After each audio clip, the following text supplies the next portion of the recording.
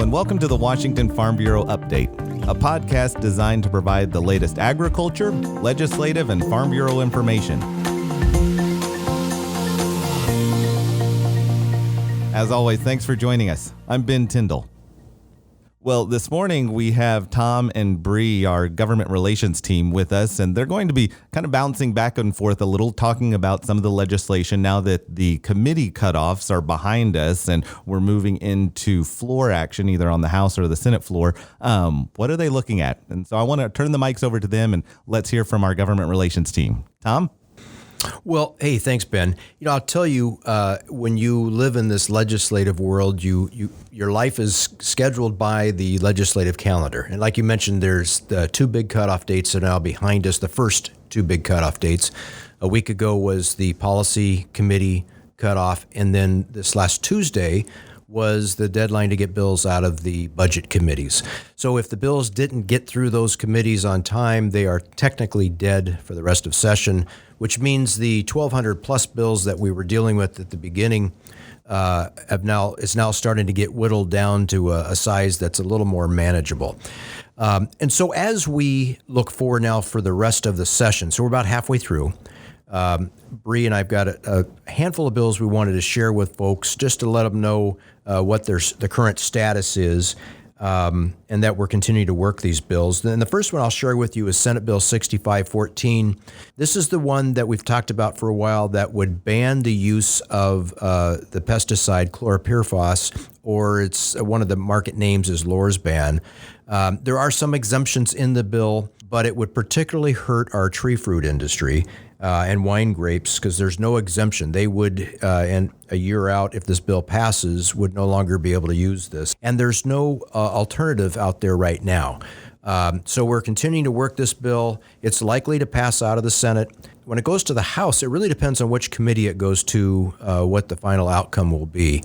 And so there's still a lot of unknowns there, but a lot of good conversations are being had with the bill sponsor and with Department of Ag. So we'll keep you updated on that. But we're working hard with other ag groups to make sure that our ag folks are protected.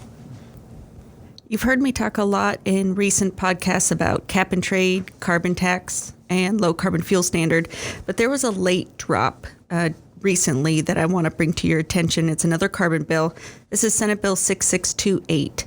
And the effect of this bill would be that it would authorize Department of Ecology to engage in rulemaking to pass carbon policy. So that means low carbon fuel standard, cap and trade, carbon tax could potentially go through the Department of Ecology instead of the legislature. And this is important because it sets this dangerous precedent where this unelected bureaucracy will now be in charge of critical policy. And this is a bill that you're going to want to pay attention to as this moves through the process. Yeah, that one is particularly scary, I think, to a wide group of folks. So House Bill 2550 is another one of those bills that would fall into the scary category. This is the one we've talked about in the past that deals with net ecological gain for a higher standard that you would have to meet for your environmental or land use permits. We don't know what this means yet. The bill didn't even include a definition of what the higher environmental conditions that you would have to create at each project site under the bill. Now, fortunately, the bill, it did pass out of the policy committee, but as more of a review. So it would give this next year opportunity to study what it would look like if indeed this standard was put in place. Now, the really good news is it went into the budget committee and it died there. So for this year, it's gone. It will be back next year. This was one of the recommendations of the governor's Orca Recovery Task Force. So the environmental community, this is one of their priorities. So this will definitely be back next year. But for right now, we don't have to worry about it. A bad bill that I'd like to give everybody an update on is Senate Bill 6261. Sometimes you'll hear me call this the Farm Labor Contractor Bill, sometimes the Anti-Retaliation Bill. And in essence, what it had done was that if an employee made a complaint and you did not rehire that employee, it will now be assumed that you were acting in retaliation. So not that you had a very good reason to not bring that employee back in the next year, but that you had to prove that you weren't retaliating against that employee. And that employee wasn't mandated to make a complaint in writing, wasn't mandated to to complain to a supervisor. They could just be complaining to an employee standing next to them, and the employer may not even know that that employee made that complaint. So this is a pretty dangerous bill, and we had worked for several weeks trying to mitigate some of the damage. We're at a point now where there's nothing else we can do in this bill to amend it where the employers would still not incur significant damages. So it's scheduled to be heard on the Senate floor. We are continuing to work on this bill, but I wanted to give you an update that it is still around, it is still moving, and as soon as we have another opportunity to testify or engage members on this bill, we'll let you know. Now, this is both it's a bad bill with a good outcome. Now, I'll put it in that category. It's House Bill 2415. There's been a lot of attention on special purpose districts, irrigation districts, diking and drainage districts. The conservation districts have got pulled into this as well, and how they hold elections for the individuals that serve in those districts. 2415 would have required all of those districts, large and small, to have their elections in the general election process, which for these, especially for the small districts, it would have bankrupted their bank accounts because they simply could not afford the tens of thousands of dollars that it would cost to pay for having their elections go through the general countywide election process. Fortunately, this bill died in committee. We will likely see this saga continue on, and there are some other bills dealing with the elections of these special purpose districts, but 2415 was particularly one of the bad ones, so we're glad to see that one not make it through the process for this year. So this bill received a lot of media attention. It was HB 2824, and it's what I refer to as the circus bill. It would have basically banned traveling animal acts. And you can see why agriculture would be upset about this bill, because it could potentially have an impact on FFA, shows, rodeos, things where you'd have to transport an animal in order to bring them to show or to sell. Luckily, this bill did not only not get a hearing, but is considered dead for the remainder of the legislative session. All right, now I think I have some good news to share, and that's, here's a couple. First one, House Bill 2498. Now, this is the first time I've seen this. If there are a lot of folks out there, farmers and ranchers, that have leases, ag-based leases with Department of Natural Resources, and there are times when the department, especially in the last 4 to 5 years, has stepped in and did an early termination of that lease for a number of different purposes. But when that happens, it causes harm to the farmer or rancher who has invested money and getting that land up to where it needs to be for whatever they're using it for, either farming or for ranching. And this bill now, and DNR has agreed to it, would require DNR to reimburse the lessee for the early termination of that lease. This is a very, very good bill. Hats off to Representative Corey from Yakima, who shepherded this through the process. And we had our own members, Dave West is one of them from Klickitat County, that played a very important role in getting the bill to where it is today. So this is very good news for folks who do enter into these lease agreements with DNR. Although the circus bill did not move, there's another animal rights-centered bill that is moving that our members should be aware of. This is HB 2317 and SB 6300. Now, I will start by saying that the legislative sponsors of this bill have been incredibly gracious. They've stakeholdered this bill well.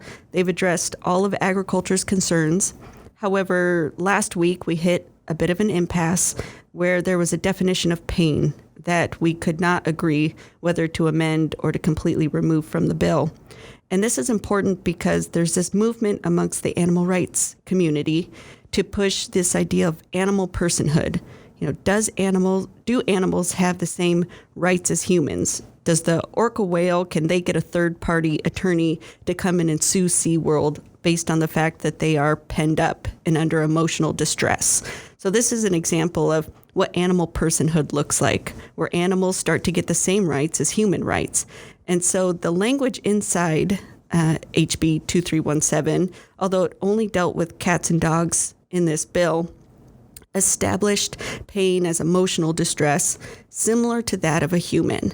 And that was just something, as the agricultural community, we couldn't let go, because we know that this is just a slippery slope where it starts out as cats and dogs, and before you know it, it's chickens and cows. So we think we've had some success. We put out an action alert, and we've heard from the legislative sponsors and the stakeholders that they are agreeable to completely removing the definition of pain. So we'll keep you updated as that bill moves off of the floor. And then one more good bill I've got to share with you, and that's Senate Bill 6306. This is what's called the Washington Soil Health Initiative. This was pushed last year by WSU and State Department of Ag to create a new program for additional research, education, and technical assistance into implementing what they're calling soil health stewardship, just providing new lessons learned, new practices that can improve the quality of the soil and make farming more profitable.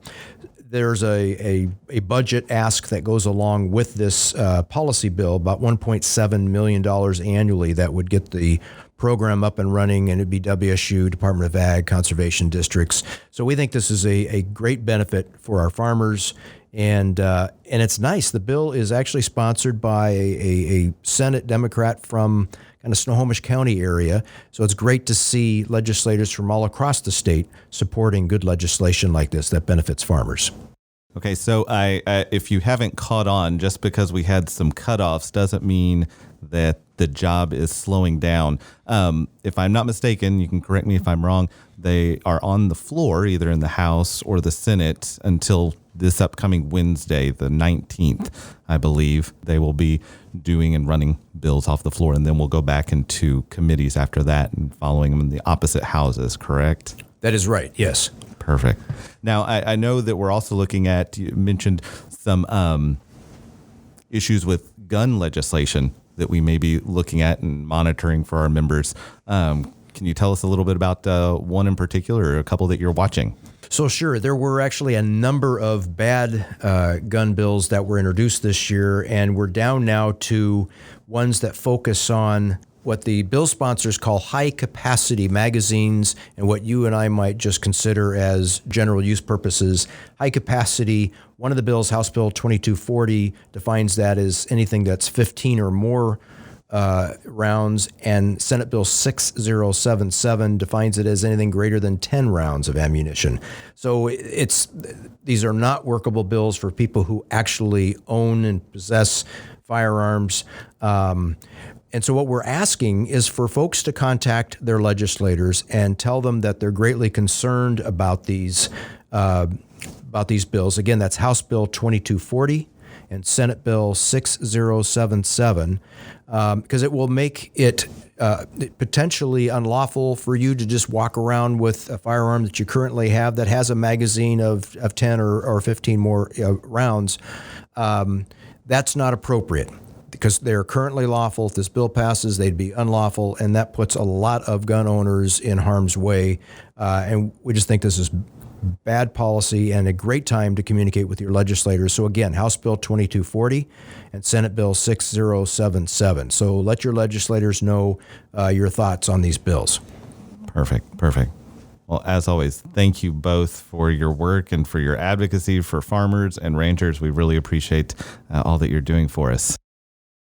Okay, well, we want to transition a little bit. I'm now joined with Bailey Peters. She is our public relations specialist / guru. Guru. Thanks, yes, Ben. Absolutely. So all things social media and outreach generally kind of funnel through you, Bailey. Can you tell us a little bit? We want to, like I said, put at least a voice behind the social media, the tweets, the emails that our members are receiving. Tell us a little bit about what your job entails and what you're doing. Yeah, of course. It's fun to be here, Ben. So basically exactly what Ben just said. I am kind of the person behind the screen. So I'm the tweets, I'm the Facebook posts, I am all of those emails that you're getting, which contain valuable information, so make sure you're opening them. And I do kind of a lot of other things, but right now during ledge session, my most important job, I feel like, is getting key information to our members, what's happening on the Hill and how can they be a part of it. And that's kind of what I'm here to talk about today, is how do they get involved. So Absolutely. And one quick aside to if you're listening to this and you're not receiving email updates or the legislator or things like that, contact our office. We want to make sure we have your correct email information so that you are getting those valuable information that Bailey's sending out. Now, you mentioned Ag Day. So tell us a little bit about this upcoming event later this month. Yes. So last year, when I first came on to Farm Bureau, our Ledge Committee decided that they wanted to have kind of an advocacy day for our Farm Bureau members. And so we started this Washington Ag Day on the Hill. And it's a great event because we bring commodity bags that feature items specifically from Washington State and from our counties, and we deliver them to every senator and every representative. And it's awesome because they get to really see all the variety of items that our members can bring. And then it's a great opportunity for our members to actually get face-to-face with their legislators. So this event is happening on February 26th. So that's just right around the corner. And it's going to be a great event because we're actually celebrating our centennial for Farm Bureau. So if you weren't aware, it's the centennial year of Washington Farm Bureau. So we are 100 years strong, and they're actually celebrating that. And Ben, I know that you spent a lot of time at the Capitol. So can you kind of talk about the floor resolution that's going to be happening for us? That's right. Well, I know it is happening in the Senate. It's actually going to be read, I think, at 10 o'clock. Is that right? Mm-hmm. And on the 26th. And so we're hoping to put our members up in the gallery area and be able to hear the resolution, be recognized by the Senate body as a whole. It's just a powerful time, one, for our members to be recognized for the service that we're doing in ag, but also, and more importantly, perhaps even for our legislators to see the faces of the farmers and ranchers and dairy members that are coming out and serving, to be reminded that they are a vital part of our economy. And exactly. So it'll be a really powerful time. I'm really excited that it worked out, and also want to encourage our members to come to the event. So tell us a little bit about some of the logistics. So we are meeting at 9 a.m. at the Sundial. If you don't know what that is, you can actually just Google the Capitol Sundial. It's kind of a landmark there. And so we're meeting at 9 a.m. there. We're going to have a little powwow, take a group picture, and then we'll go in and get seats in the gallery. And that's going to be a great event. We want to pack the gallery. We want to show them that we are 100 years strong, but we're also 47,000 members strong. So we need to have our members show up and be there, and it's just going to be a great opportunity to be recognized and just remind them that Farm Bureau has a voice, and we have a strong voice. And, you know, my favorite line, without farmers, we would be naked, broke, and starving and homeless. So all of these things are important, and they're because of ag, and so we need to make sure that we ensure that our voice is represented. And so after we do that really exciting floor resolution, we are going to distribute our commodity bags, and so we'll divide and conquer, go to all the offices, kind of make that face-to-face contact, whether that's with the direct legislator or with their staff. It's just a great way for us to be in the offices and show them their friendly farmer face. I love it. And then everyone's invited back here for some good lunch and conversation and good times. Well, tell us a little bit about these commodity bags. So I know our members can get involved with donating items or donating some of the commodities, perhaps even specifically from their counties. Mm-hmm. Tell us a little bit about what you're needing. Yeah, so we've kind of done an all call to county presidents and secretaries, but anyone is encouraged to get involved. And we need 150 items to make all of the bags full. And the kind of items we're looking for, some of the things we have. We have pears, we have apples, we have honey sticks. We ordered some cute little mint tins that have the Centennial logo on them. And so what you can do is maybe if you have seeds in your area that you can package up 150 packages, or if you are a cattle producer and you have beef jerky and you want to send beef jerky to us, we are asking for 150 items to go in these bags. And the bags are actually branded with Farm Bureau. They say we're 100 years strong. So we're really pushing that message. And so the more diverse items that we can put in this bag, the more that we can just tell our story of Washington Farm Bureau. Excellent. Bailey, thank you so much. You keep us informed and really keep our members engaged. So we appreciate your work. And I'm going to do a little shameless plug. If you're not following us on Facebook or Twitter, make sure you do that. And as we continue to push out these podcasts, we're going to be offering more communication on a lot of different sites. And so make sure you're staying connected. And if there's a way that we're not connecting with you and you want to have Farm Bureau have a presence on those social media sites or anything, send your ideas to us. We're always looking for ways to get connected with you guys. Excellent. Thank you, Bailey. Thanks. Appreciate you. The WFB Update is a production of the Washington Farm Bureau, the voice of agriculture in Washington State, ensuring our family farms continue to feed the world. To learn more, visit our website at www.wsfb.com.